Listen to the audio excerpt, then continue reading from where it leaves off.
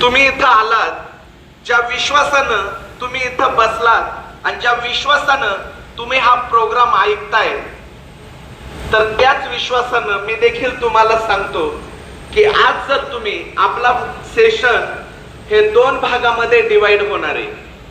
पहिलं जे सेशन असणार आहे हे 1.5 तासाचं चालेल. इथून 1.5 तासानंतर आपण सर्वजण लंच ब्रेक घेणार आहोत आणि लंच ब्रेक झाल्यानंतर परत 2 तासाचं सेशन असेल.